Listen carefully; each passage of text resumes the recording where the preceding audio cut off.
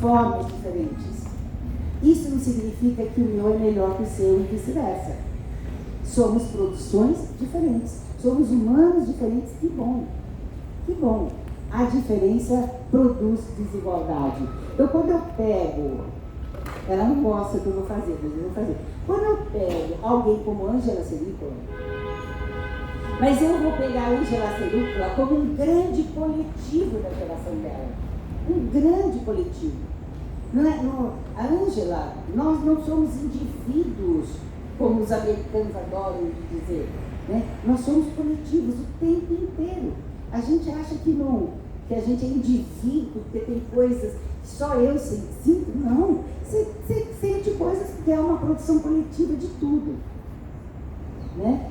Se você pega a Ângela coletivo, Ângela, esse corpo multidão Ângela, esse corpo coletivo Ângela, esse corpo que nasceu na lona.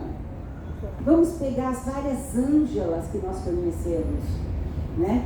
Assim como Jonathan. Mas eu vou pegar a sua tia, tá bom, Jonathan, agora? Você já foi homenageada, agora é sua. Quando você pega a Ângela coletivo, a Ângela corpo multidão, ela o tempo inteiro se reinventou.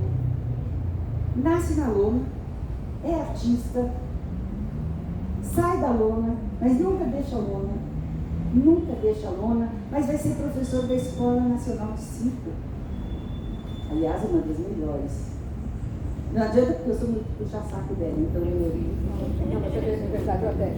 Meu filho diz que a melhor professora que viu, que pôde ter na Escola Nacional de Circo foi a Referida. Ainda bem que eu tenho alguém aqui para confirmar. Eu que sou exemplo, eu posso falar. Pode, então fala.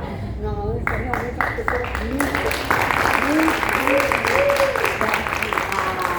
A Luiz falar que é isenta. Presta atenção, gente. Olha a extensão. A gente não tem isenção de jeito nenhum. Mas pega as Ângelas que existem nesse Brasil. Pega as Ângelas. Ela vai ser professora da Escola Nacional de Circo, vai entrar numa universidade, faz pedagogia, faz mestrado sobre o tema, continua ciência, continua artista, né? Mas ela é interessante porque essa pessoa que disse que não tem criatividade antes das escolas de circo, quem é que funda as primeiras escolas de circo no Brasil fora da lona? Porque a lona é a primeira escola de circo do Brasil. Depois da lona, quais são as primeiras escolas de circo fora da lona? Academia Piolim das Artes Circenses, Escola Nacional de Circo. Quem eram os mestres e as mestras que ensinavam lá? Eram várias Ângelas que tinham nascido na lona, sob a lona, que tinham recriado, reinventado, retransformado, pegou toda a sua ancestralidade, presentificou a cada passo dela, tornou presente, tornou contemporâneo, porque circense, produção circense é contemporânea sempre, seja em 1800 ou seja em 2023. Aliás, arte que não é contemporânea é chata, porque não dialoga com o que está fazendo aqui, vira folclore, né? Então, isso é uma disputa de narrativa, mas nós estamos disputando a narrativa com os poderes públicos, a narrativa o tempo inteiro da riqueza, da complexidade, das mudanças, das transformações que ocorreram na produção da linguagem circense, né? O Jonathan, ele nasceu no circo, ele é da lona, mas ele se tornou um corpo multidão tão grande que ele tem que entender o dia dele hoje. Os poderes públicos, aliás, gente, se alguém quiser ver os vídeos dele da época do Bolsonaro, é maravilhoso. Isso para mim é os melhores. Ele fez disputa política, cultural da memória circense o tempo inteiro. Então, essa produção de memória não pode ser simplificada, não pode ser reduzida. E esses corpos estão produzindo isso o tempo inteiro. Eu nasci no circo, mas não segui o que eles seguiram. A minha família éramos 17 primos e ninguém foi ser artista. O que era impensável até então. Impensável. Uma ou duas pessoas não serem de circo, não serem artista, normal. Mas 17, né? Então fomos estudar, porque só o único lugar de produção de conhecimento, produção de narrativa, produção de memória era na escola formal. Na escola formal, que dividia, que colocava a roupa da vida dos alunos pendurada de lá de fora, e quando entrava dentro da sala de aula, era como um papel em branco. Ensinar circo, nos circos itinerantes de lona, e depois na maioria das escolas, você não pode ensinar considerando um corpo um papel branco. Esse corpo tem que ser trabalhado o tempo inteiro. Essa pessoa tem que ser trabalhada o tempo inteiro. E é o encontro dos dois corpos no processo pedagógico de formação é que vai dizer para os dois corpos o que sabe e o que diz que não sabe, quais são as potências, as dificuldades, as fragilidades. Quem é que trabalha isso hoje com a questão pedagógica circense? Nós. Estamos o tempo inteiro disputando essa memória. Há uma complexidade muito grande que não pode ser simplificada. A produção circense, pense hoje alguém fazendo pesquisa de doutorado, de mestrado, de doutorado também, né? E uma parte muito interessante desses meninos e meninas, né? São que eles são artistas. Isso é uma coisa incrível, né? Produzidos em escolas de circo, mas se voltam para pesquisar, e a nossa disputa nas universidades é não transformar essa produção de conhecimento do processo histórico circense, das memórias circenses, das memórias desses corpos multidões, das Ângelas, dos Jonatas, né? Do Léo que entra agora, desses meninos e meninas que estão aí. O nosso movimento, o meu pelo menos dentro da academia, mas também entre circenses, que não é fácil, nós sabemos, né, gente? Também entre circenses, nós não podemos simplificar o que foi a nossa história. A nossa história é uma história que reinventa-se o tempo inteiro.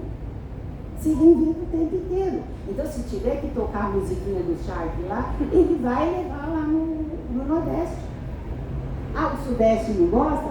Bom, o Sudeste reinventa outra coisa, né?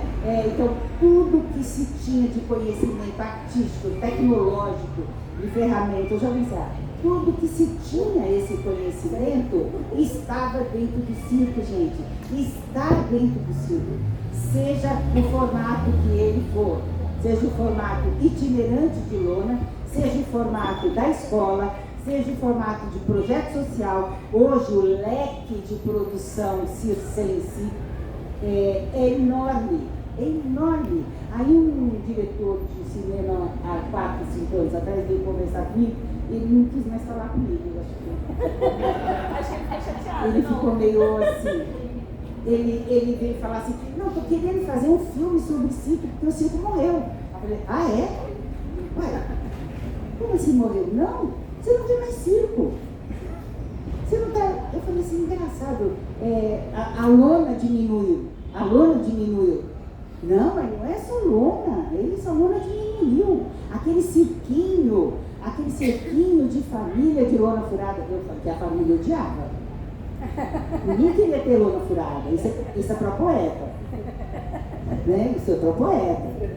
Então, assim, aí ele diz assim, não tem mais circo. Aí eu comecei a fazer, aí que eu acho que ele não gostou muito, eu comecei a fazer uma relação do cotidiano dele, do quanto ele cruzava com produção da linguagem, no urbano,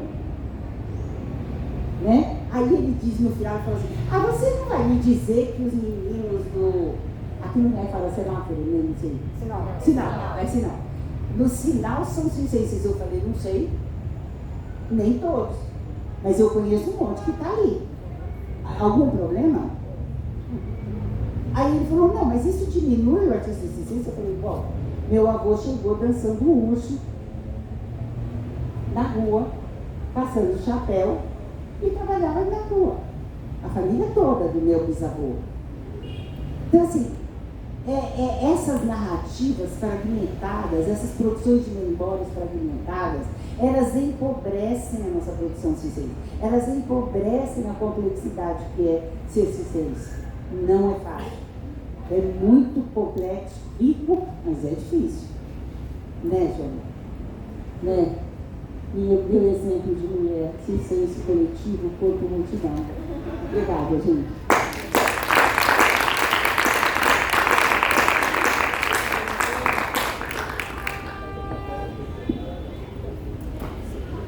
Eu vou responder.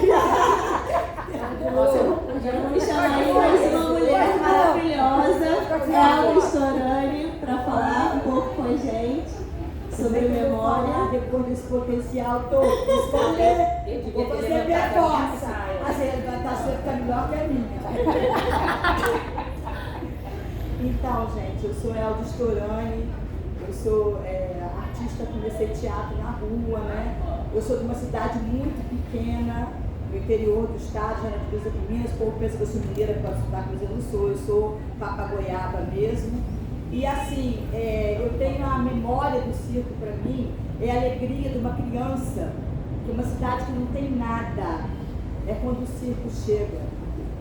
A minha memória é outra, a minha memória é de quem faz, de quem vive, de quem... Quer que eu fale assim? Eu falo, pronto, acabou, o que é? Não, desligado o microfone. Hã? Tá baixinho, Que abaixa o projeto. Mas tudo bem, então a gente fala nisso melhorzinho? Então, é essa memória afetiva, é essa memória que não morre, que não passa.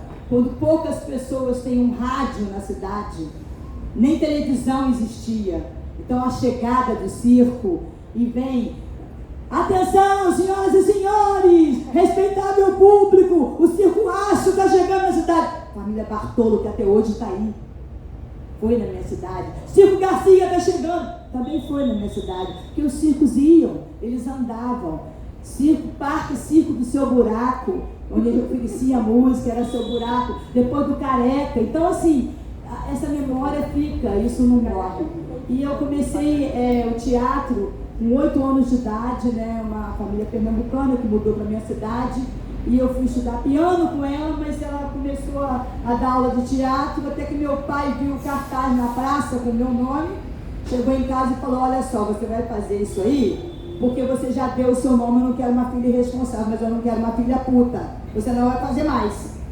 Só que aí eu continuei fazendo, quando ele viu eu já estava em outro, e assim foi, e a vida continua, porque o preconceito era muito, ainda é, mas melhorou muito, né? Hoje todo mundo bota filho para fazer teatro pela oratória, filho para jogar futebol, também que me deixava, que era bandido, né? Meninos da minha cidade, não vai ser jogador não, é bandido. Então, felizmente a coisa mudou. Então, assim, e a história maior, assim, o circo chegava, meu pai tinha um terreno que ele emprestava para o circo, bem perto da praça, ele nunca cobrou nada. Então, lógico que o dono do circo mandava lá para casa um monte de ingressos, mas aquele ingresso para mim não prestava. Porque bom era sair do colégio, esconder a pasta na praça, aquelas pastas cheias de livro, ia para a porta do circo para carimbar uma mãozinha, né?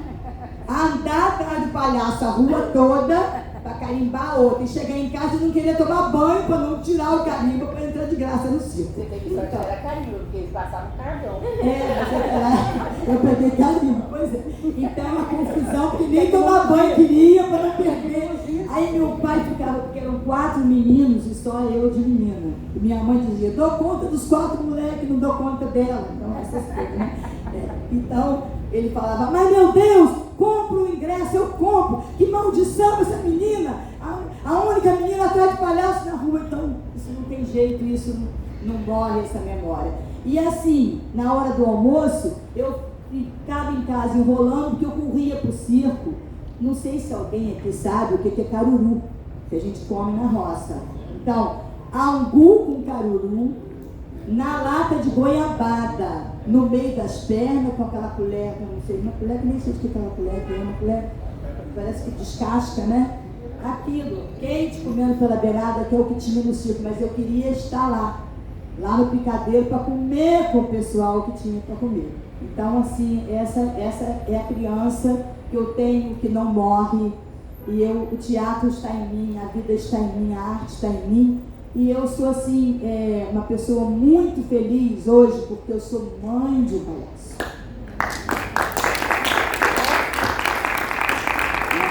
É a maior realização. Lá em casa é todo mundo com o pé lá, minha filha concilia, é enfermeira e dançarina, não me pergunte como ela concilia, eu estou pensando que ela consegue, né? Hoje eu estaria enquadrada na exploração do trabalho infantil, porque eu levava os dois para todo que é lugar, e eles estavam em cena sempre, né? Levando, ia para outra cidade apresentar, e eu falava qualquer coisa, mas ainda depois de mais velha, enganava meu pai, porque queria fazer o que eu amo. Então, tem até um colega que escreveu para mim um texto, Mãe de Palhaço, porque eu também fiz a palhaçaria, também vou pra rua, gosto, mas um dia ele falou comigo, mãe, eu não... Você vai levar mal que eu vou falar com você não, mas eu não quero mais trabalhar com você. Tudo bem, por quê? Ah, mãe, porque eu não quero ser conhecido no meio artístico como filho da Elda. Eu quero ter identidade própria. Eu falei, que beleza, parabéns. Vai à luta. E assim, se passou e agora na época da pandemia, ele aqui começou pela Age Circo, na distribuição de cesta, e ele veio parar aqui em Niterói para distribuir também. E aí ele falou, mãe, virei seu filho de novo. Porque alguém fala sobrenome, né? Olha, o que você é da Elda? Eu sou filho dela. Então, as coisas invertem. Mas assim, a memória que mais até hoje me emociona muito do circo. Eu já estava com uns 14 anos e já tinha acabado a linha férrea na minha cidade, e ele montou em frente à minha casa. E choveu todo o tempo. Esse povo estava passando fome, não tinha o que comer. E época de dezembro, chegando Natal, então eu ia de casa em casa e eu pedia coisa e eu levava para o circo. Peguei o cavalo, a gente em casa era cavalo, né? Fui na zona rural, escondido do meu pai, e vendi espetáculos. Tinha um cara que ele comprava torada, ele trazia torada para a cidade, eu vendi espetáculo para ele, para ajudar o pessoal do circo, para poder sair, porque nem dinheiro para sair da cidade eles tinham. E na noite de Natal eu fui em todas as casas, e eu falei, me dê alguma coisa que você possa, um pouco do que você vai fazer, porque todo mundo faz demais. E eu montei no picadeiro uma grande mesa, uma grande ceia, né? E esse era o Careca, um palhaço, que ele voltou na minha cidade 2 vezes depois para me ver. Eu já, moça, te deu. Então, uma memória muito afetiva, de carinho, de gratidão e de amor. E depois, assim, já acompanhando meu filho, assistindo os espetáculos dele, eu fui parar lá no Rio, e lá ele me apresentou o Jonathan, né? Foi que eu agarrei com a família película, entendeu? Aí Jonathan aqui, não sei o que, eu fiquei enchendo o saco do Jonathan para ele entrar na briga política aqui, na política social da cidade, né? Porque as políticas públicas aqui funcionam de maneira, sei lá como, né? Que de repente eu não posso nem falar porque eu vou me bater, mas eu falo, né? Então, balcão a rodo, aquelas coisas, né? O amigo do rei leva o prêmio primeiro, tudo bem. E aí Jonathan veio, porque a mãe do Jonathan, a Tuca Película, foi a primeira conselheira da Câmara de Teatro e Circo de Niterói.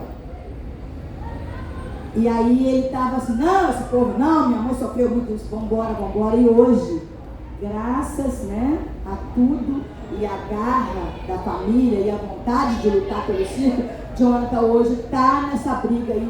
É ruim, é difícil, a mesma luta que foi para montar a concha acústica, mesmo tendo sido aprovado em edital, a gente passou aqui de novo. Eu estava junto outra vez, né? Não sei para quê, né? Para quebrar a cara junto, eu não sei, mas é isso aí. Então, circo para mim é amor, circo para mim é vida. Tudo que eu tenho de bom, que eu lembro, foi o circo que trouxe. Obrigada.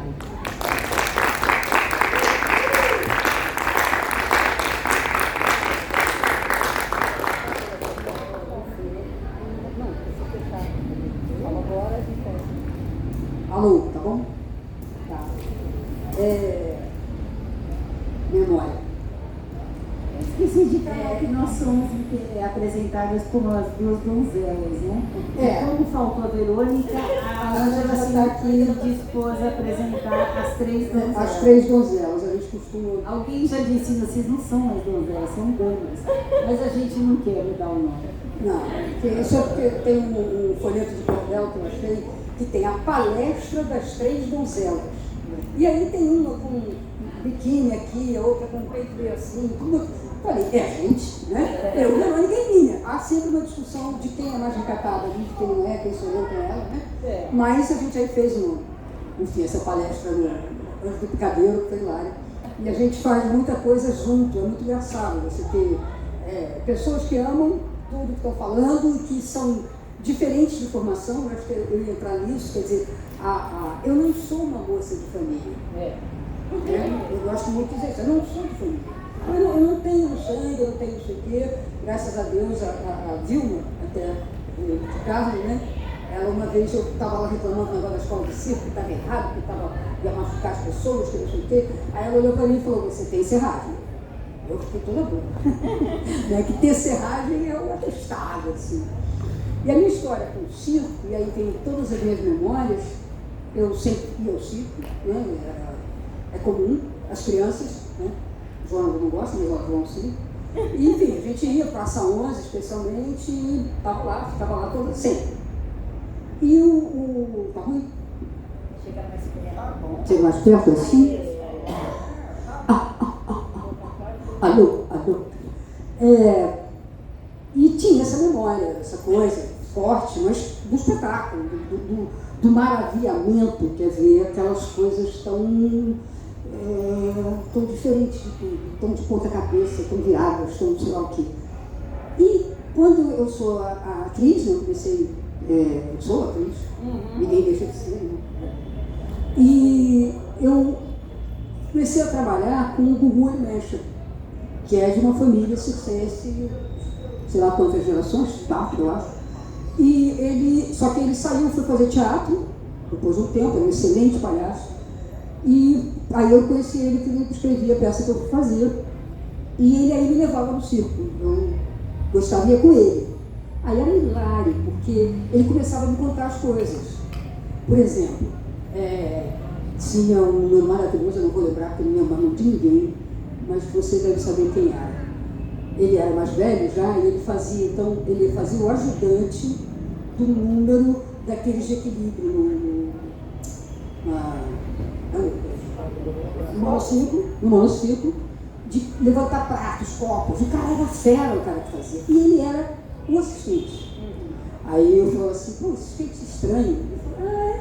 Ele falou, Daqui a pouco, cara, o assistente era um magnífico artista, fantástico. Ele, não é? Ele era o máximo, porque o assistente, na verdade, era um grande artista que montou esse número com um cara mais jovem e ele fazia, enfim, ele era o máximo.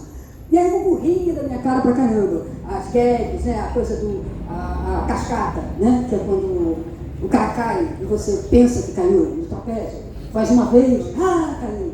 Faz de novo, Aí eu ficava, mas ele caiu.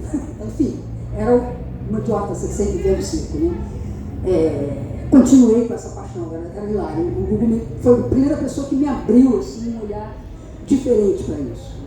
Depois, quando a escola... eu sempre tive uma carreira política, eu sempre tive uma relação com a política.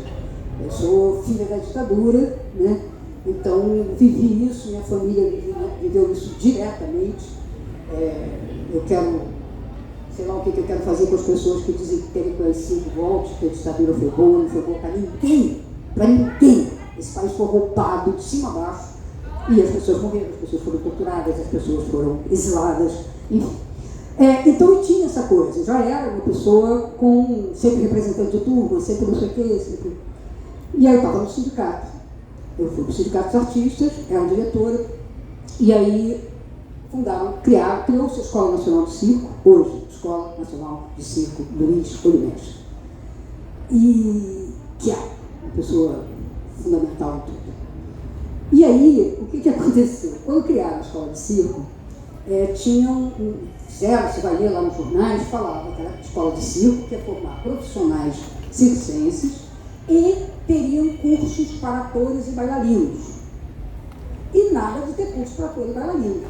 E aí, estava no sindicato, eu fui lá, encheu o saco do Rolando Miranda, e disse, olha, o pessoal está reclamando, tem que ter um curso para artista, tem que ter para ator, tem que ter um curso, tem que aprender a pular uma janela, a gente tem que aprender a cair direito, a gente tem que aprender a fazer uma briga, né?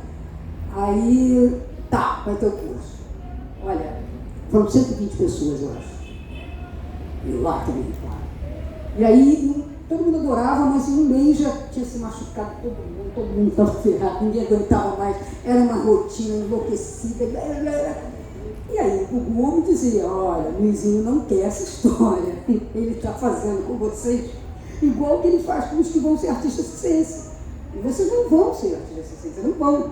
Enfim, aí eu fiquei lá quase até o final das últimas, mas aí chegou uma hora que ele tinha que pular o Plito, e ele foi crescendo. Eu tenho essa estatura mediana, né? Eu sou uma pessoa assim que não sou muito alta. E aí o Plito foi subindo, o resto como era grande, eu não conseguia. Eu parei de conseguir pular aquela porra, porque era muito para mim. Enfim. Aí eu criei uma relação com o Luiz, uma relação briguenta. Porque eu era o sindicato representando, né, a categoria, e a escola de circo era um lugar fechado. E aí isso era um problema para os circenses daqui no Rio de Janeiro.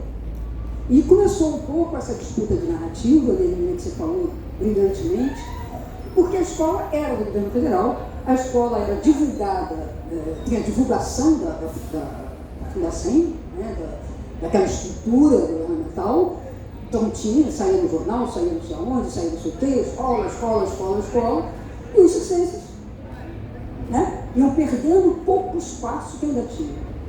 E aconteceu uma coisa que a gente, nossa chapa teve uma nova eleição, a gente disputou muito e tal, e a gente ganhou.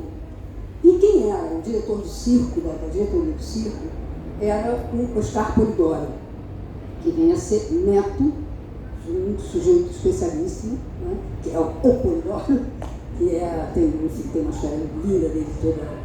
Agora recuperada uma grande parte, agora recuperada a importância dele. Enfim, o Oscar trabalhava com Carequinha, não sei se vocês vão lembrar, não sei a idade que está mais baixa. Claro, você lembra, né? Aqui, ó, a gente lembra. Da turma do Carequinha. Tem mais jovens. Ali, mais jovens, O Polidoro fazia o apresentador. A cartola, o bigode grande, assim, era ele que fazia, foi da turma do Carequinha durante séculos. Trabalhou em circo antes, trabalhou em drama, mas ele era da turma do Carequinha, aquela Zumbi, Fred, Benquilo, claro, Zé Linguiça. Enfim, o Polidoro era o nosso diretor de circo.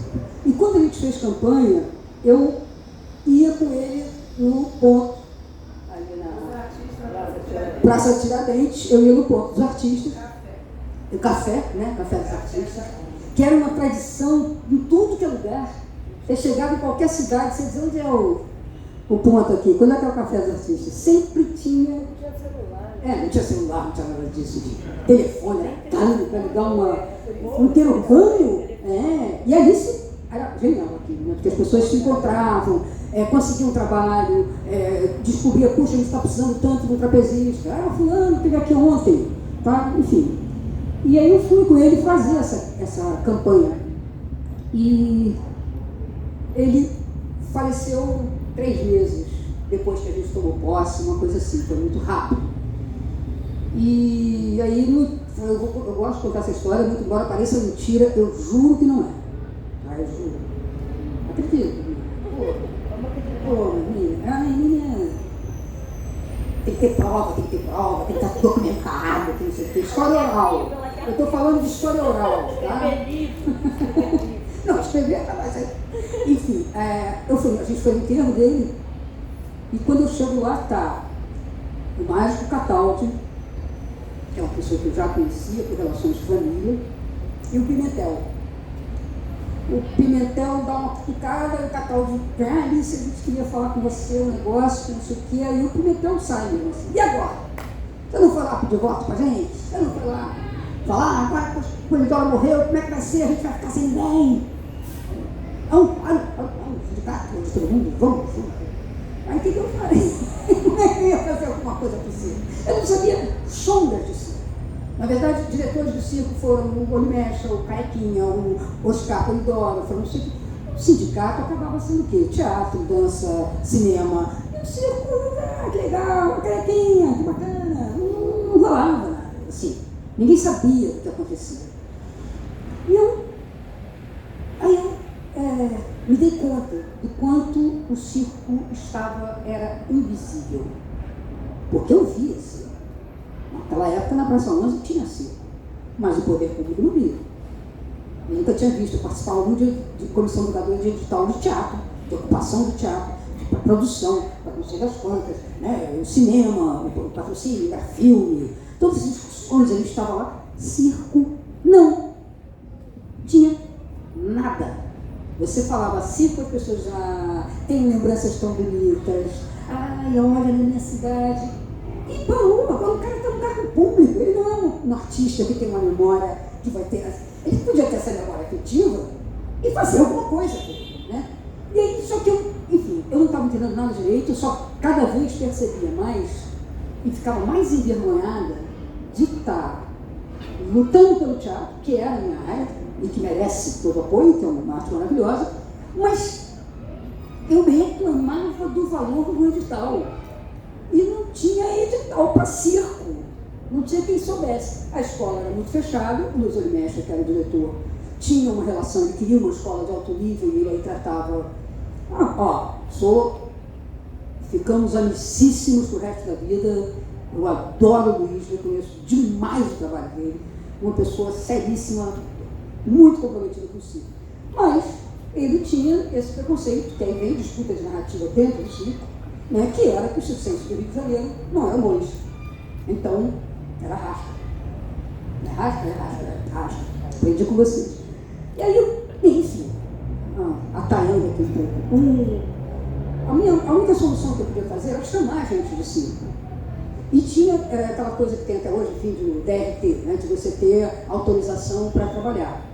Como é que eu ia autorizar alguém ou não dizer que aquele cara era um trapezista, não era? Eu não sabia nada. Aí eu acho que eu fui, não me lembro direito, acho que eu fui lá no ponto, comecei a falar, marcamos reuniões quartas-feiras. Aí, 7 horas da noite, sei lá. Aí começa a aparecer o pessoal lá. Eu digo, ok, eu não sou do circo. Se o cara abre aqui e diz que é de circo, ele entra, vai, né? E nisso entraram duas moças, né? Ângela e Tuca, Sirícola. Que, cara, eu não sei explicar o que é isso. Porque tinha uma galera, normalmente umas 20 pessoas, 15 pessoas, toda quarta-feira.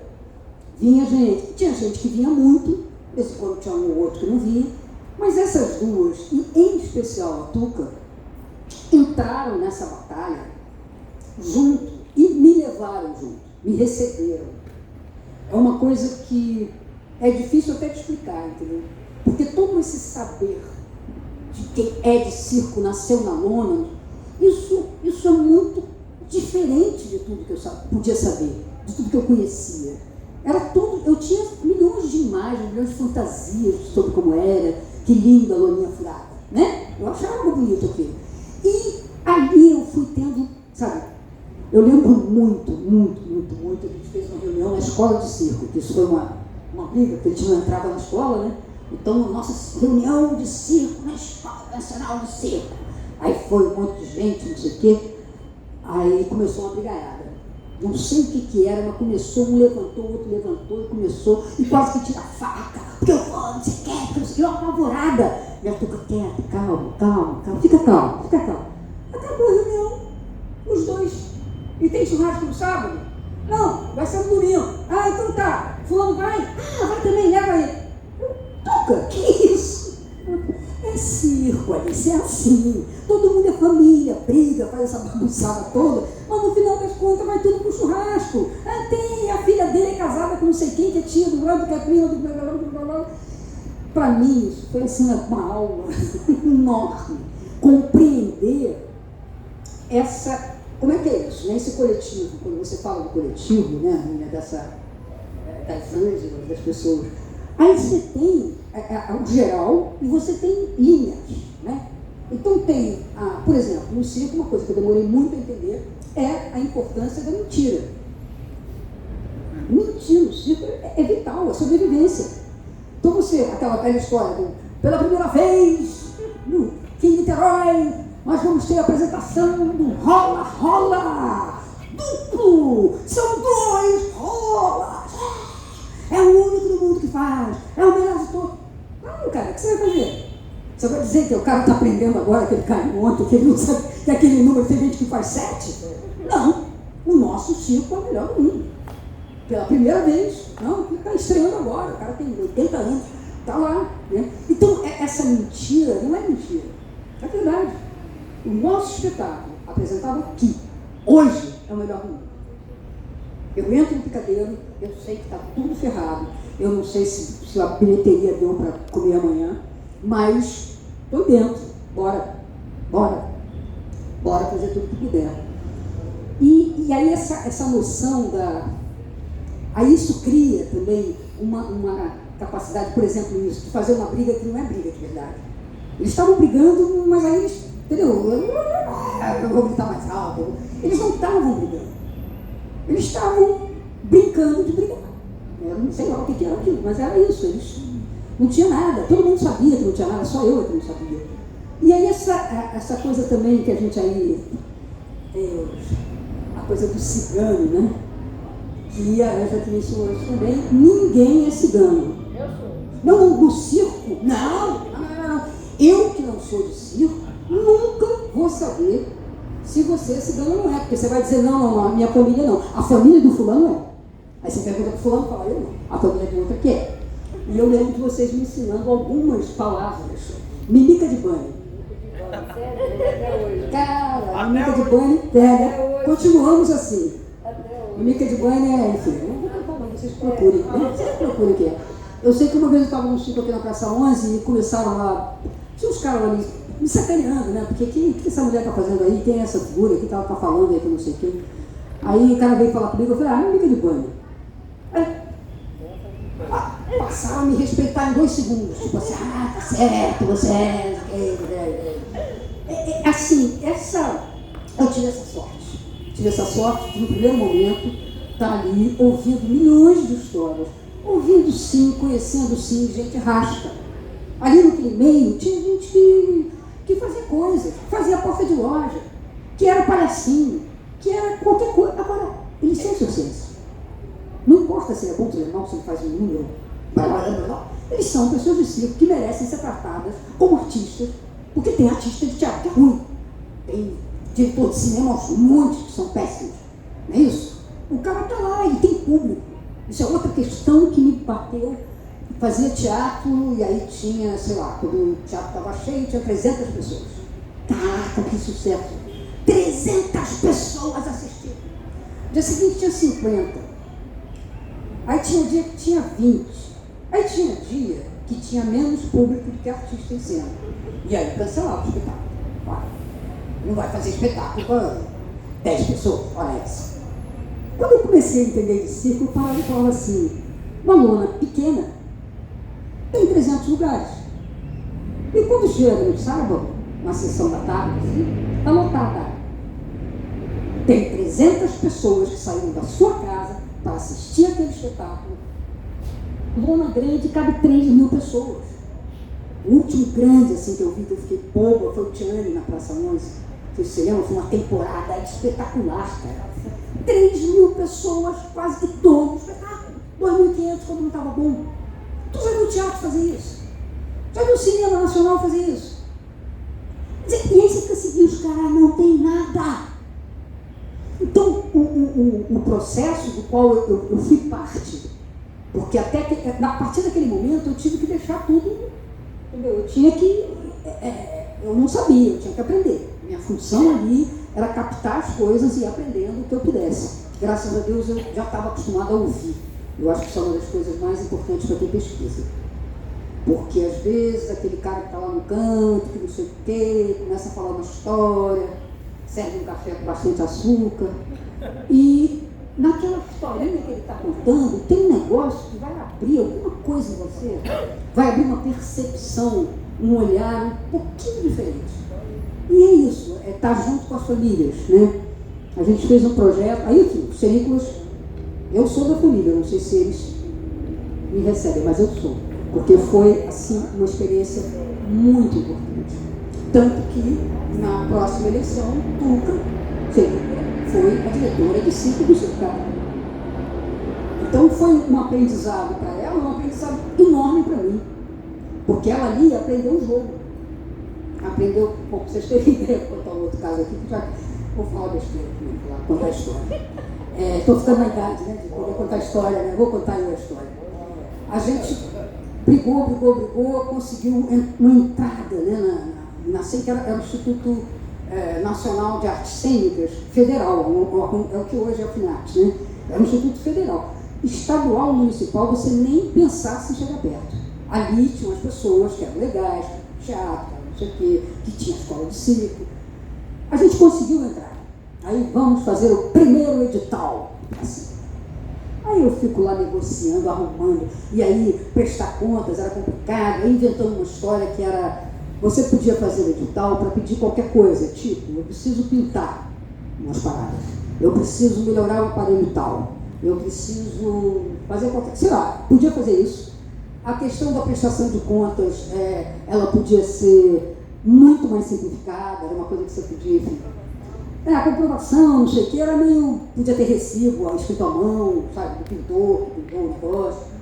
Era uma maneira de dar, não era muito, era um dinheiro pequeno, mas era uma maneira, e de passar essa ideia de que existem programas que são assim, apoios que são assim, você vai, se inscreve e você pode ter um dinheiro, então você pode concorrer a alguma coisa. E como todas as áreas funcionavam assim, o circo entrar nessa coisa era muito importante. Edital, sim. O que aconteceu? A gente conversou, chegou um dia, estava lá, oh meu Deus,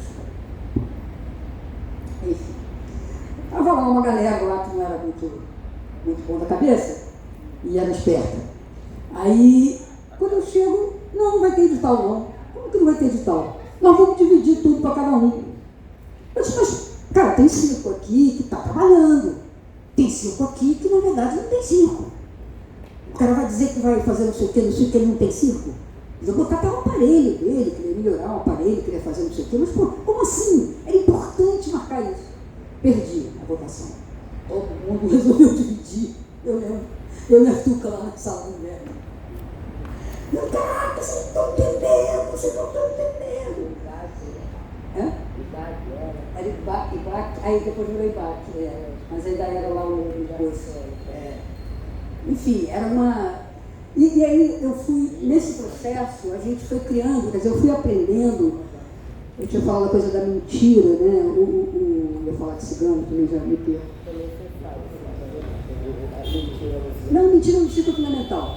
O Laxon foi professor da escola de circo, um grande domador, um homem de família alemã, dos Valendas, ele era uma família assim, super tradicional, não sei o que, veio para cá com o Circo Garcia e acabou, depois ele estava na escola de circo, ficou um tempo com o Leão lá na escola, foi teu professor, né? Figura. Passeio aéreo, ele fazia, e era um professor muito rígido, ele era alemão, rígido mesmo, tudo. Mas o pessoal disse que na sexta-feira ele distribuía bombom para as pessoas, dava palha. E pêssego em calda, tá vendo? Isso é importante para a história, para você entender. E aí é importante para entender. O cara era duro, você olhava assim e falava, pô, como é que esse pessoal aguenta? E as pessoas tremiam de medo dele. Aí de repente na sexta-feira ele dava pêssego em calda. Pêssego em calda. Entendeu? É circo, porque você vai ver o pai, o patrão do circo, coisa que o vizinho era na escola, ele tem que ter uma rédea aqui. Até porque também a época, também os direitos trabalhistas, tudo isso é muito confuso. Era um monte de gente morando junto, comendo junto, fazendo tudo junto. Uma família aqui, outra ali, um namorava a filha do outro, o outro tinha não sei o quê, o outro tinha medo que as pessoas fossem embora, porque tem isso, né? Cresceu, você vai montar o seu circo. E enfim, o dono do circo tem essa tradição.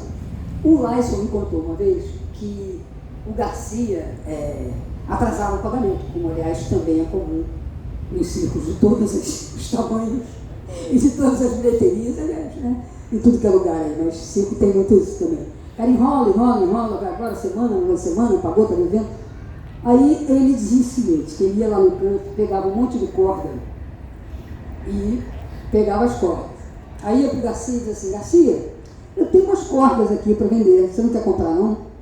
Quanto é? Aí ele dizia o salário dele, que faltava para ele. Aí ele dizia, tudo bem, eu compro. Eu dizia, porra, Cláudia, mas ele não sabia que as cordas eram dele? Claro que sabia. E eu sabia que ele sabia. Aí era um jeito do Garcia pagar um cara para ele ficar quieto e os outros que arranjassem alguma história para ganhar o seu dinheiro. Ele tinha problema de saúde na família, o outro inventava que tinha não sei o quê, e ele ia pagando pouco a pouco. Era um cara bom, um bom patrão, que ajudou as pessoas na hora da necessidade. Enfim, e aí ele falava assim, você é cigano, você vem da... não era cigano que ele fala, como é que fala? Gourbeto. E, enfim, esse aprendizado, ele foi muito estranho. Hoje, quando eu tento relembrar, onde foi que eu realmente aprendi? De dizer assim, eu sou acrobata mental, né? Comecei a me apresentar, é o que eu sou acrobata mental. As pessoas, temos agora aqui, referência. Quando for usar acrobata mental, eu vou dizer que fui eu que inventei. Tá? Eu que inventei essa história. Quem ainda pode dizer, eu sou de família de circo. Eu não sou de família. O que eu vou dizer? Né? Meu pai é um puta palhaço. Não posso. Meu pai era, mas não de circo. Né? Mas eu também sou acrobata mental. Não, claro. Mas eu inventei o nome. Nunca dei mais Ela uma inventou o nome. Não, você foi rumbeira. Isso é palestra das 3 donzelas, né? Contem. Elas não ouviram. Ela foi rumbeira. Rumbeira no circo, foi. O palhaço botava o chapéu embaixo da saia. Não vamos mentir. Nós aqui, apesar de estarmos no picadeiro, nós não vamos mentir. É que existe documentação fotográfica em que Hermínia está junto com as primas, junto com a irmã, né, dançando rumba. Na verdade, ela para, eu sou brasileira, no circo começa Isso faz parte das nossas brincadeiras das 3 donzelas. A Verônica que veio com essa história, e aí a gente fica toda vez que vai a algum lugar, tem que falar. Termina com das 3 donzelas, ela é mais estruturada. Não! Enfim, mas a filha diz, quando ia de férias no circo, não sei o que, de repente entrava. Uma professora da escola para dar aula lá no circo em Patidão Férias. Fala que você patrocinou a ida da Neuza Matos. Foi uma coisa Cara, acho que a escola nunca mais fez.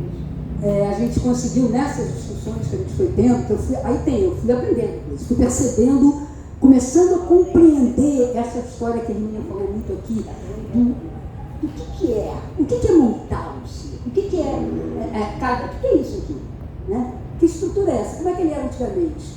Tem 2 mastros? Como é que era com o mastro só? Como é que fazia? Enfim, e tudo isso foi com Cericos.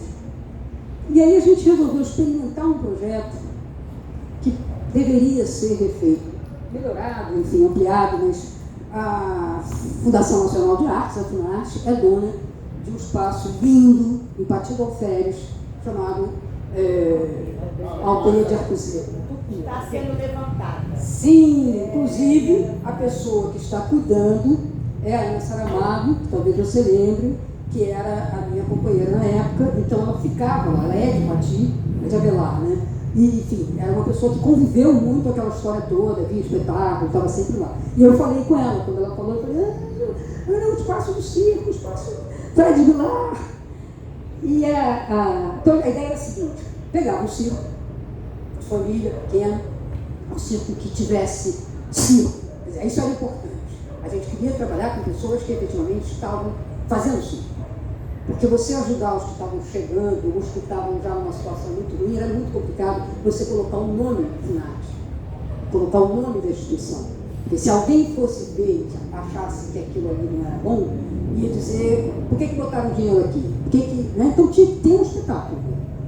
E aí a ideia era, eles passaram, eu tinha acabado de comprar uma lona nova, de 2 mastros, essa, e aí a gente falou, então vamos ficar na aldeia, hospedagem, alimentação, uma grana, tinha lá uma grana pelo tempo que vocês ficaram, e depois vocês vão apresentar espetáculo aqui, e a gente aí conseguiu que a Prefeitura de Miguel Pereira cedesse um terreno também, né? Foi uma coisa legal, assim, sem cobrar, sem não sei o quê, e fizeram um espetáculo também em Miguel Pereira, que é uma cidade muito maior, e que não tinha assim.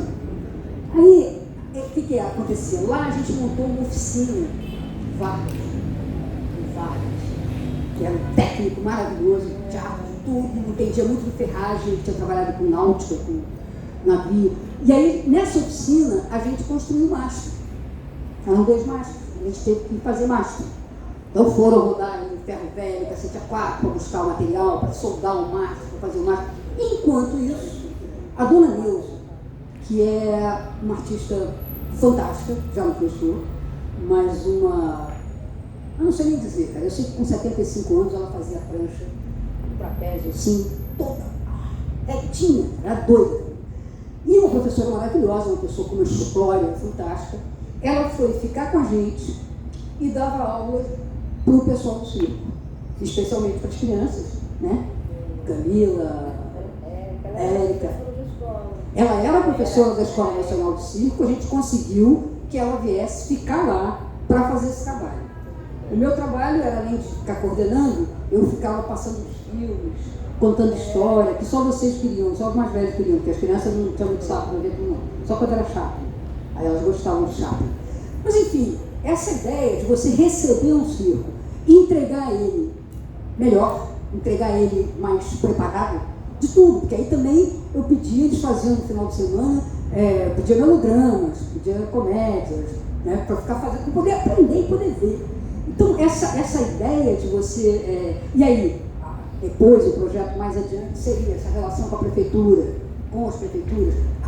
O governo federal vai junto falar com o prefeito. O circo não tem que pedir uma audiência de não sei o que, não sei das contas. Ele vai junto, entendeu? Então, foi um momento inesquecível, foi muito bonito mesmo. E aí a gente inaugurou lá, porque lá tinha o pastor Carlos Magno, que foi quem doou a aldeia de Arcosiano, que era a casa da família dele, que era o terreno da família dele. Ele doou e tinha um projeto original dele, um teatro, não sei o quê, e um espaço para circo. Aí a gente foi ver na planta o espaço para circo, ela lá no fundo. Pô, circo tem que ser visto, né? Você tem que passar e ver um circo, ver uma lona. Aí a gente conseguiu um terreno lá na frente, fizemos o espaço Fred Vilar. Eu acho até que foi aí que eu briguei com o Massaroca brigou comigo. Ele não queria que fosse Fred Vilar. Aí eu ficava, mas tem que ser uma pessoa morta, não pode ser pessoa viva. Caequinha também não gostou. Enfim, mas foi Fred Vilar. O Fred Vilar, inclusive, era um grande sindicalista. Enfim, o que eu quero deixar aqui como memória é que, imagina, hoje, por exemplo, a gente tem o Circo Conteúdo, acho que vocês conhecem, que é um portal que recebe tudo sobre o circo. Você vai entrar lá e vai encontrar as teses, mestrado, doutorado, artigo, vídeos, é o diário. A Hermínia e o Daniel, meu livro está lá de grátis, você pode baixar em PDF todo o livro, e outras coisas, tem muita coisa, é maravilhoso esse trabalho. Não tinha na época em que eu precisava, entendeu? Então eu tinha que ler livro em francês e aprender o que os franceses queriam dizer que eles eram maravilhosos.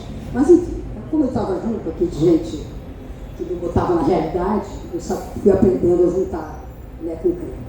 Mas assim, hoje você tem muita gente, impressionante, eu fico muito impressionado de ver quantos doutorados a gente tem. Quando eu conheci a Hermínia, eu fiquei, como assim? Não, você tinha um mestrado com ele. Foi, eu conheci ela, era mestre. Como assim? Eu não entendia, eu não conhecia assim, no primeiro momentinho só. E eu fiquei, caraca, que barato, que legal. Mas ela era de família de circo, ela tinha pagado. Então aquilo ficava uma coisa assim meio, que legal, ela se transformou dentro do circo, ela pegou os parentes, ela pegou... Cara, hoje você olha e tem zilhões, enfim, um pouco, falta mais gente faça doutorado, mais gente estude, mais gente faz isso aqui. Mas não é à toa, quando eu criei essa história desse acrobata mental, primeiro porque as pessoas me perguntavam, mas você faz o que no circo? Eu dizia, quando eu fui na escola de circo, eu fazia rondalho e flick. Pô, e tipo, Aprendeu a mentira.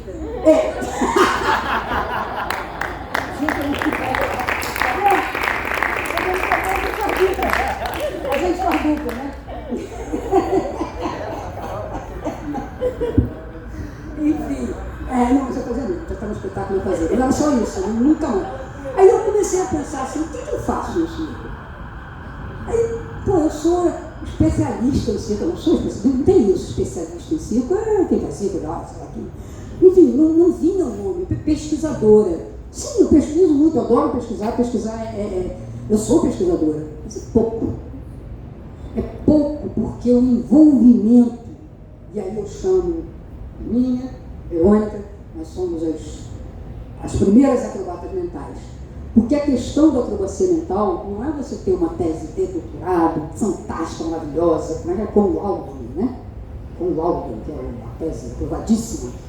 Isso é uma coisa, você vai ser um pesquisador, um pensador. A acrobacia mental, eu gosto de usar esse nome como algo que você faz. É acrobacia, tem risco. Sabe? Vai sair, vai cair, vai quebrar o pescoço, não vai. Mas você está dentro. Então, o que aconteceu, eu falo nós três, porque a gente sempre fez parte das discussões, das assembleias, das associações, dos problemas que estavam acontecendo, dessa relação com o poder público. Apoiamos muito. Levando muita porrada também, muita, Emília, inclusive, é uma mulher de calibre, né? Isso é história. Outra história. É outra história para a próxima. Mas, enfim, tem esse envolvimento, entendeu?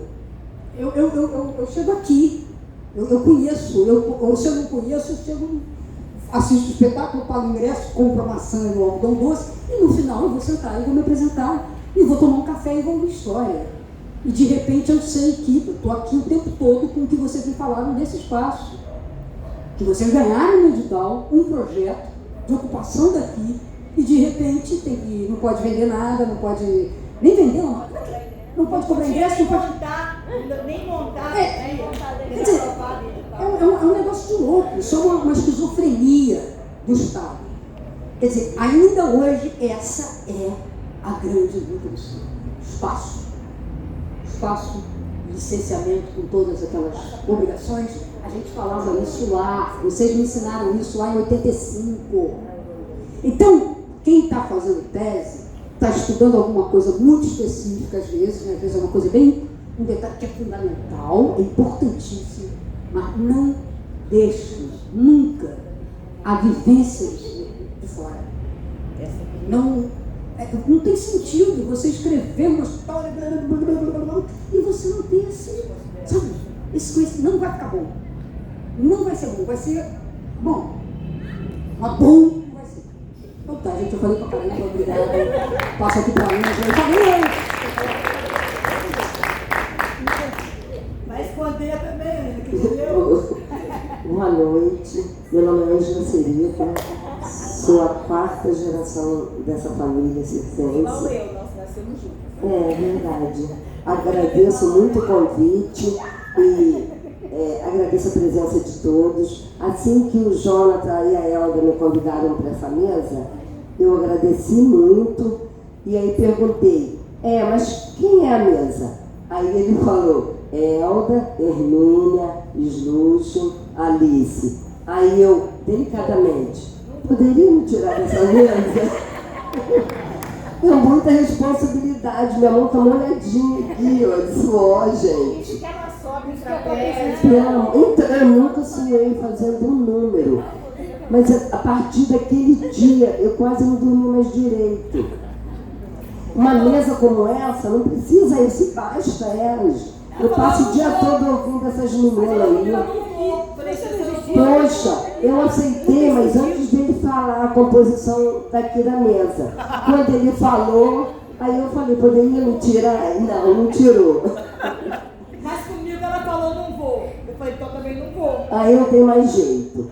Bom, para falar de vivências circenses, eu fiz uma pequena cronologia da minha vida, né, da minha história, enquanto circo pequeno, né, que foi a minha vida toda. Eu trouxe alguns objetos que estão ali naquela mesa que lembram um pouco dessa minha vivência circense. Tem ali uma forma de pirulito, que é uma guloseima circense, confeccionada pelo meu pai, né? Ele fazia com uma madeira, com a furadeira e a forma de pirulito. Minha mãe fazia os cartuchinhos, colocava na forma, fazia guloseima, cada dia tem um sabor, abacaxi, goiaba, banana. Quando ela fazia de goiaba, eu e meu irmão, ela amassava a goiaba e botava num pratinho. Eu e meu irmão roubávamos a goiaba amassada, né? E ela, cadê a goiaba que eu coloquei aqui para misturar no pirulito? E aí ela tinha que arranjar outra goiaba.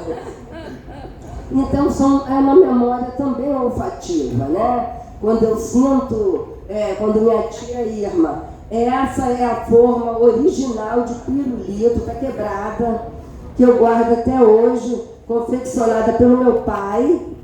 Tem uma base aqui, né? E aqui colocava os cartuchinhos. E aí, isso mostra que o circo não produzia só técnica circense na hora do espetáculo. A gente produz um circo pequeno desde a hora que sai da cama, por necessidade, principalmente. A gente aprende a produzir. Então, a forma de pirulito é uma forma que já me encantava de ver o meu pai fazer a forma e minha mãe fazer os cartuchinhos, fazer a guloseima, depois alguma criança vender no circo. Então eu ficava fascinada, né? Porque não era só na hora do espetáculo que se produzia. Se produzia também desde a hora que acordava. Tem outro objeto ali que é uma coroa que usávamos na hora da vida de Cristo. Vida e morte de nosso Senhor Jesus Cristo. Era um drama circense em 14 atos, que levávamos na hora, na época da Semana Santa. E o material, tínhamos que confeccionar com material reciclado, porque o circo pequeno não tinha como comprar e também nem tinha onde comprar. Esse prateado, esse não é original, obviamente, né? Porque não iria durar 40 anos uma coroinha dessa. Eu tive que reproduzir para trazer aqui hoje. Esse material prateado, nós passávamos semanas catando maço de cigarro, porque dentro do maço de cigarro tem um papel prateado. Então nós passávamos semanas juntando cada pedacinho de maço de cigarro para poder colar na coroa de papelão.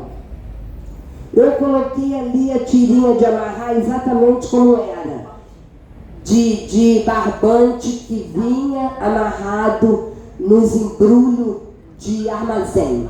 Não era supermercado. Barbante. A gente não podia botar elástico porque era caro e não tínhamos condições. Então nós reciclávamos o barbante dos embrulhos de compra para fazer o material cênico. Então, antes do mundo descobrir a importância da reciclagem, o circo pequeno já reciclava. Antes da Madonna adotar crianças negras, minha avó já adotava crianças negras. Eu tenho 11 irmãos adotivos, de tudo quanto é raça e cor. Deixava, perguntava, a senhora quer levar? A criança não morreu, não sei o que lá. Antes do mundo se dar conta da necessidade, da humanização, da inclusão, nós já praticávamos a inclusão quando meu avô, Pandeló, se tornou deficiente visual e continuou atuando.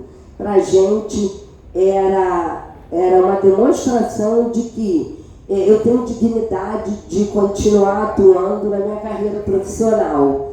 Então, o circo, sempre, o que eu tenho de vivência sempre foi de superação, união E eu falo que é a família mais democrática que existe no mundo, é a família circense.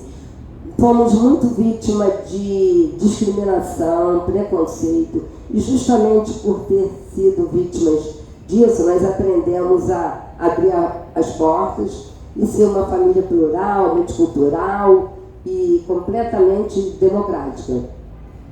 E o que eu espero no futuro é que alguém sente numa cadeira, pegue o microfone e conte com orgulho e respeito um pouquinho de mim sobre o que eu estou falando dos meus antepassados.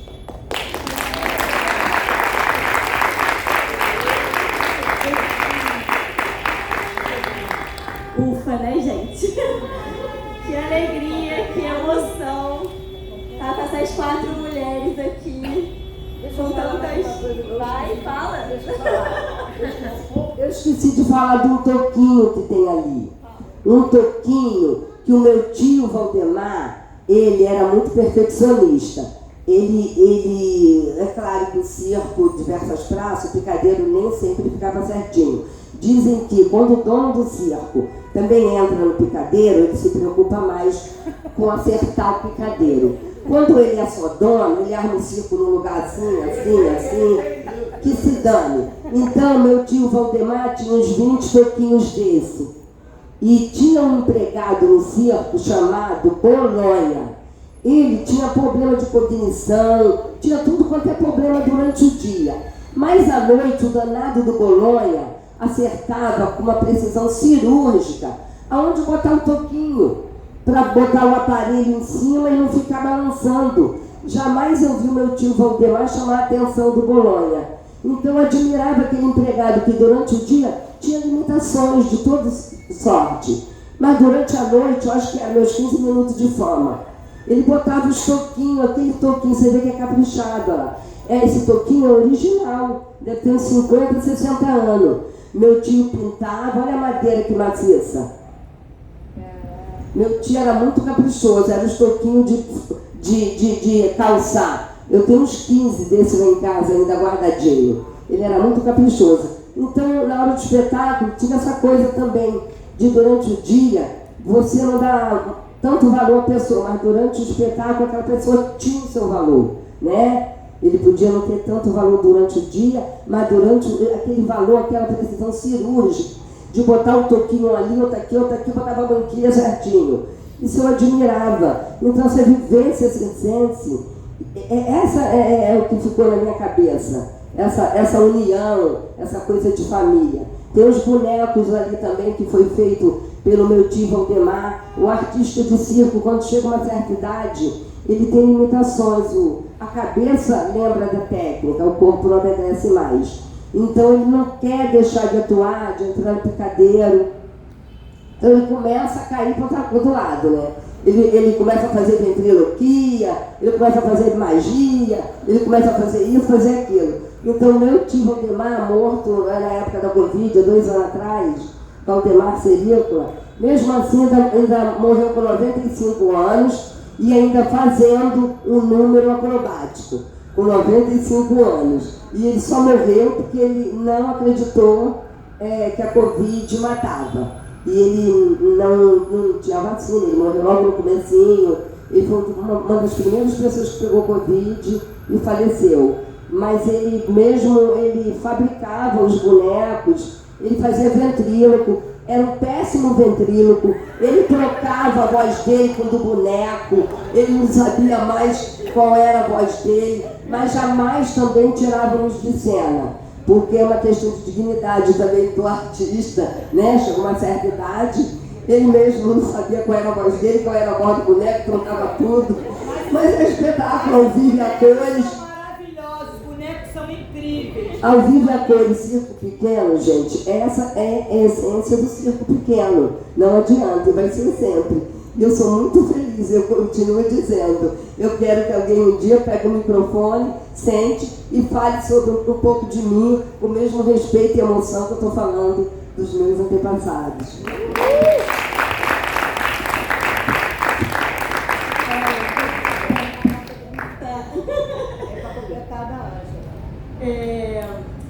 Você quer fazer antes? do pessoal. Eu quero sim. Então, gente, a memória do circo não morre.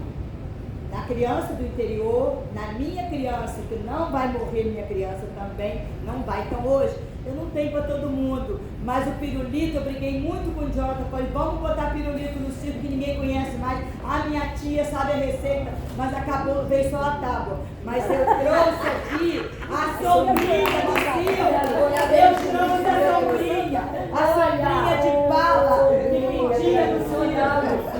Essa sombrinha.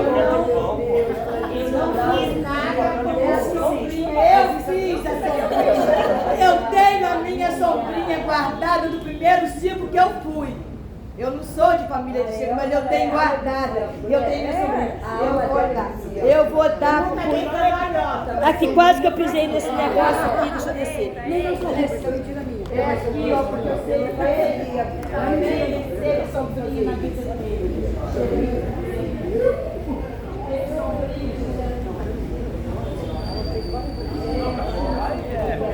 Eu não tenho mais sombrinha pra dar. Ali, ó. Aí uma sombrinha, deixa eu ver se eu tenho sombrinha. Eu não tenho mais sombrinha, não tenho. Mas eu dou a minha. Aqui, ó. Dá a minha aqui, ó. Já ganhou.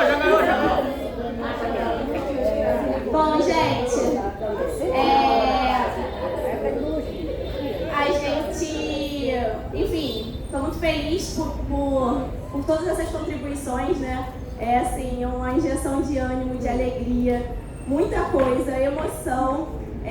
Eu queria aproveitar esse momento aqui para pedir, né, palmas para Tuca Cerícola, Valdemar Cerícola e tantos outros que eu não lembro. Eu quero, assim, muitas palmas para eles. Eles têm que ouvir lá de cima,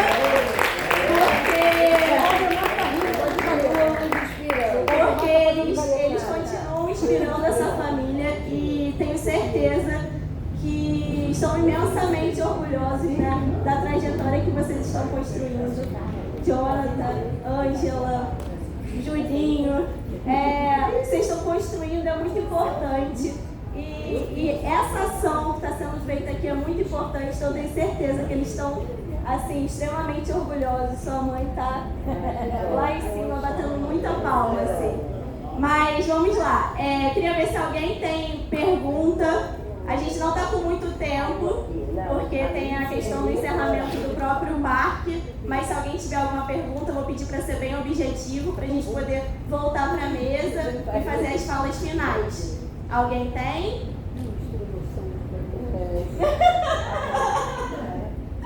Eu tenho. Tem? Quer o microfone? Não, você não falou alto pra você. Diga aí. Primeiro eu quero agradecer a presença do Paulo Meris, que está aqui.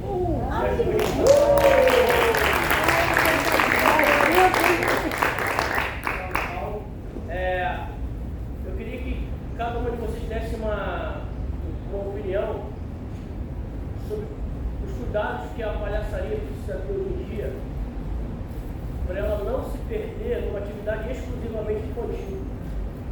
Como palhaço sempre preocupado no caso. Escutar com vocês seria uma ajuda. Difícil, né? Eu não sei se eu vou responder isso. Eu vou escrever uma tese para responder. Bom, então eu convido a mesa a fazer. Não, mas vocês querem responder? A fazer pode responder e já fazer a fala final pra gente encerrar. Vamos na mesma ordem que a gente começou? Vamos lá, Sei não. É uma coisa interessante porque essa coisa de palhaço para criança tem data.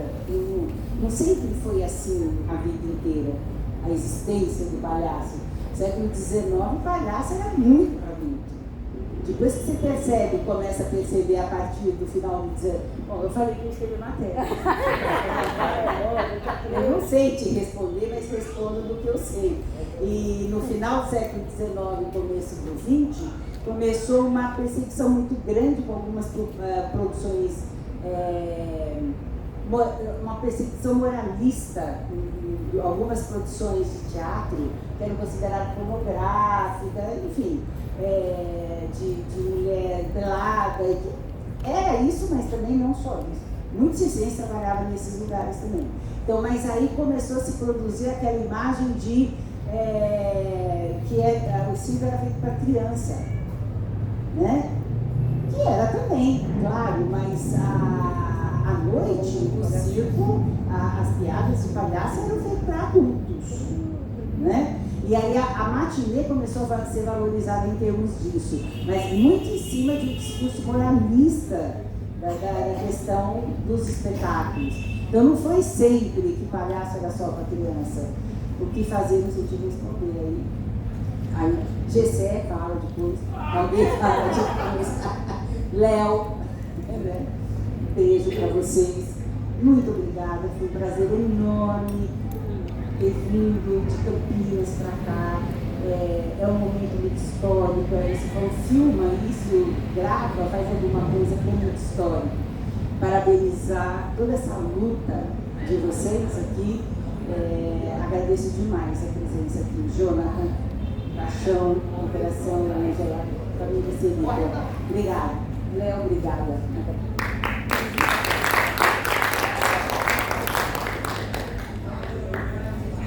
Eu quero agradecer à família Vinícola, né, pela garra, pela resiliência, pela resistência, a Hermínia, a Alice,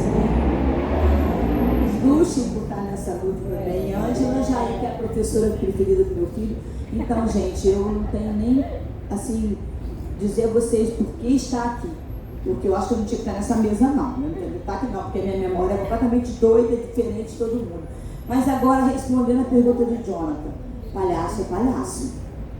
Palhaço, palhaço, palhaço em qualquer lugar. Não tem esse negócio que é para criança, que é para esse, é para aquilo. É palhaço, entende?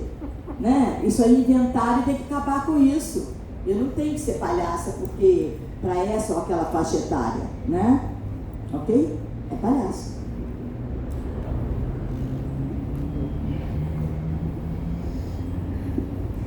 A Irina tocou num ponto aqui que é um ponto que eu estou querendo fazer um trabalho em cima disso. Faz tempo. Faz tempo. Eu falei para você, que agora eu estou... Tempo é outro. Moro na roça, estou fora. Mas enfim, que é essa questão de uma mudança que acontece muito forte, muito característica do final do século XIX para o início do século XX. Primeiro é o surgimento da criança.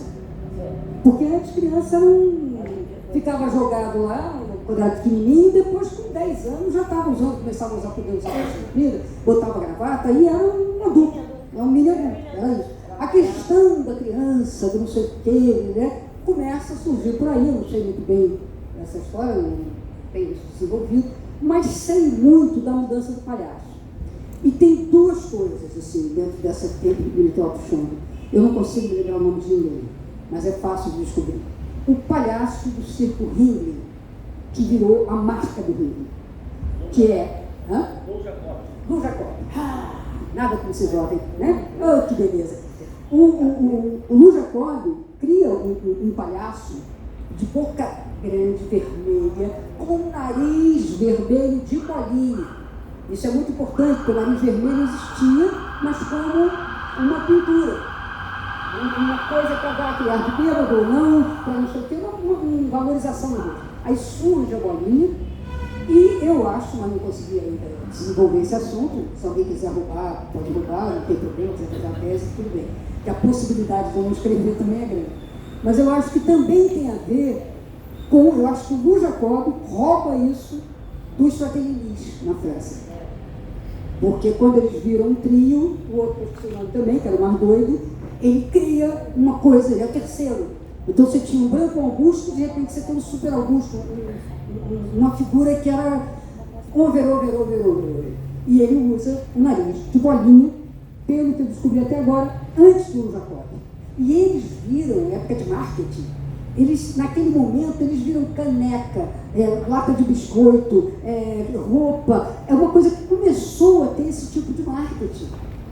De coisas que compravam. Isso ia desde a escritora, Colette, desde, sei lá quem, a bailarina, não sei das quantas, e os Stratellinis, que foram famosíssimos, tinham essa marca. Então eu acho que o Ringling, que era muito esperto, pegou essa ideia e criou. E a imagem do Jacob, cara, é assim.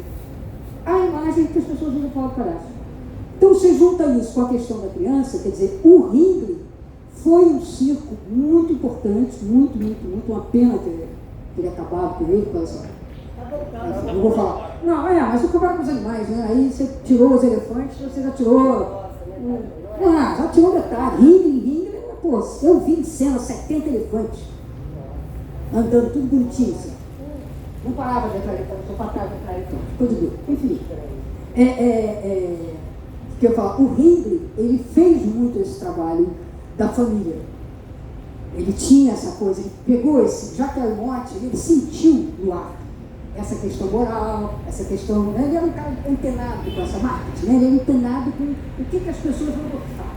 Então ele fez muito esse trabalho, tanto que o circo Ringling, pelo menos quando eu passei a estudar circo, eles já tinham isso. Cada americano que nascesse tinha direito a uma entrada para o Ringling na sua vida. Era você chegar lá, fazer, o pai e a mãe escreviam o filho para ele poder um dia ir ao circo Ringling. Isso é um marketing, tá? Enfim. Mas assim, eu acho que essa coisa da criança é descobrir o jeito, é a mesma coisa do racismo, é a mesma coisa do pelo amor de Deus. Mas racismo, homofobia, misoginia, essas piadas todas que a gente sabe.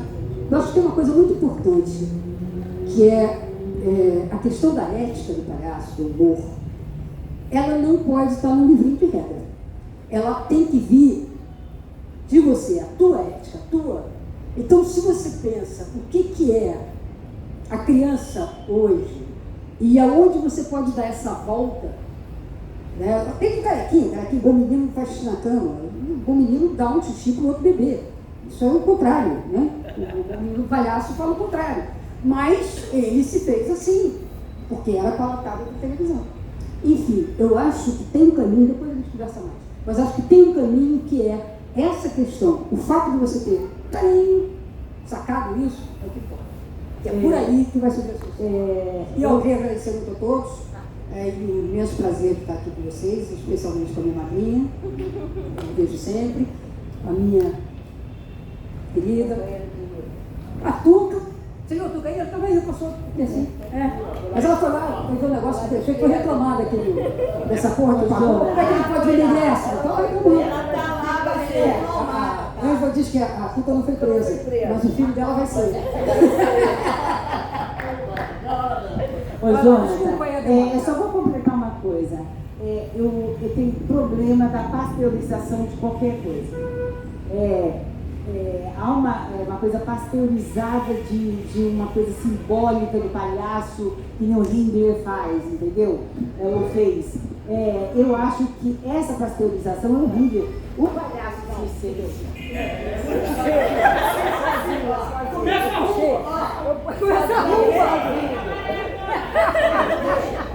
Eu não posso.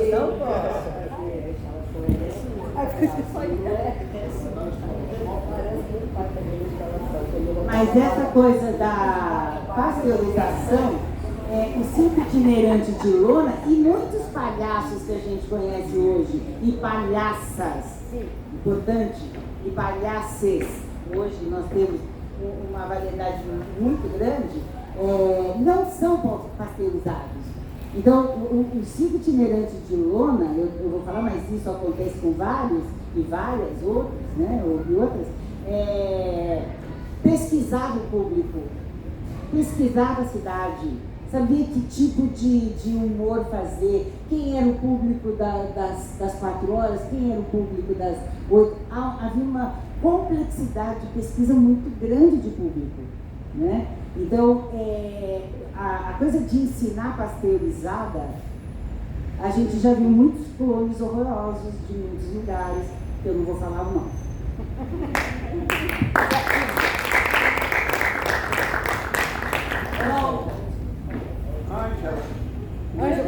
O quê? Deixa daqui, ó. Usa esse aí só.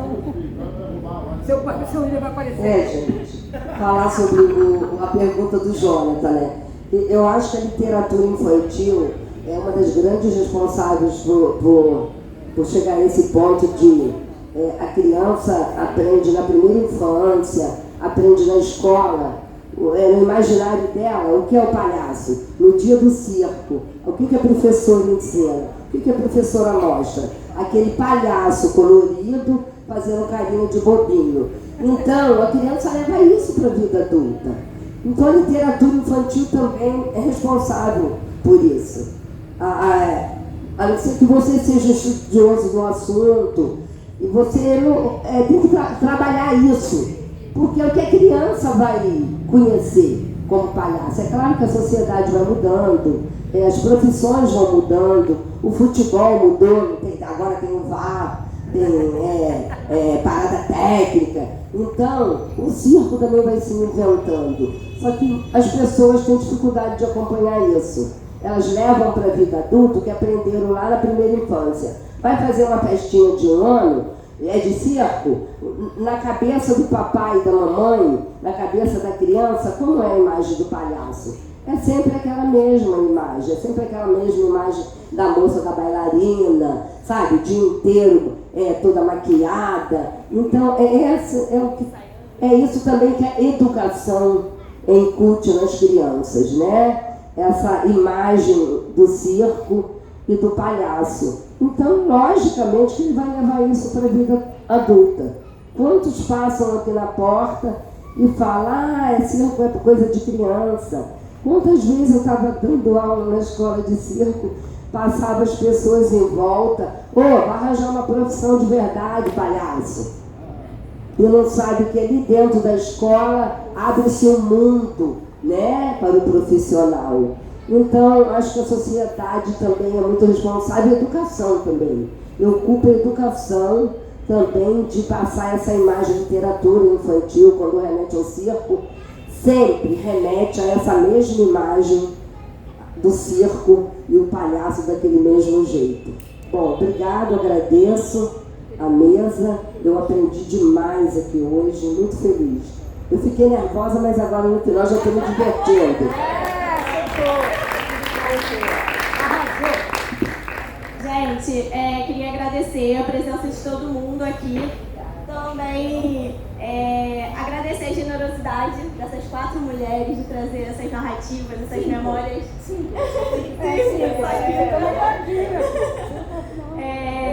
E eu acho que a gente está indo para casa, né? Está saindo daqui com muitas reflexões aí na cabeça, sobretudo sobre as narrativas, né? Enquanto artista, os artistas que estão aqui, o quanto é necessário a gente tomar as narrativas, não tomar no sentido de ser uma única narrativa, as narrativas são muitas, mas estar presente, estar em diálogo e trazer a narrativa para discussão, né? A narrativa circense, cada um com a sua, e discutir, estar junto. E do ponto de vista dos pesquisadores, que possivelmente tem alguns aqui que eu sei que estão pesquisando o circo, da reflexão da necessidade de fazer junto, né? De não ser o pesquisador e quem você está pesquisando, e sim fazer junto, construir junto. Porque sentar com pessoas como Ângela, para conversar, tomar um café, você sai de lá com tantas memórias do circo que você sai até desbaratinado, assim. Bom, e queria encerrar aqui pedindo para todo mundo levantar e vamos cantar um parabéns bem gostoso para uma pessoa que está fazendo aniversário. Alice de Viveiros de Graça está fazendo aniversário. Vamos lá? Parabéns para você.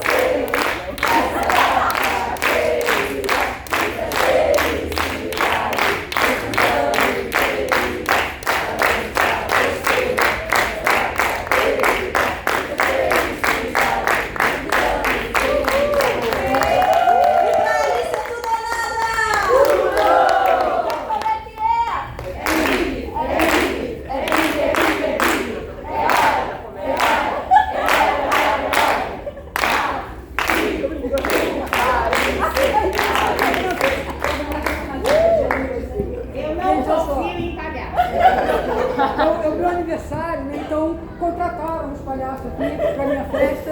Eu fico muito feliz, eu e meus amiguinhos, né? Que a gente convidou também para vir aqui. Na hora certa, vocês olham. Esse bolo é da comédia, tem que devolver. Eu Tá? tenho que devolver. Porque o Jonathan, quando me deu, eu cheguei na minha cara. Né? Eu estou aqui quase segurando a Vamos botar aqui. Olha, passa aí. Olha o coisinha. O tabuleiro. Vai lá, gente. Sessão lá fora. O bolo.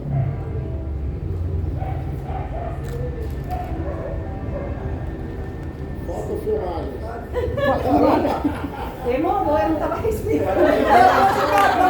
Jogar bola numa foto. Não tem sombrinha pra todo mundo.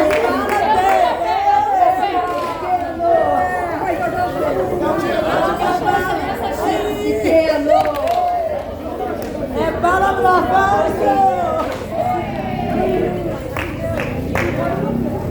Eu não quero. Tem que eu nem quero. Quem não pegar um, pega aqui.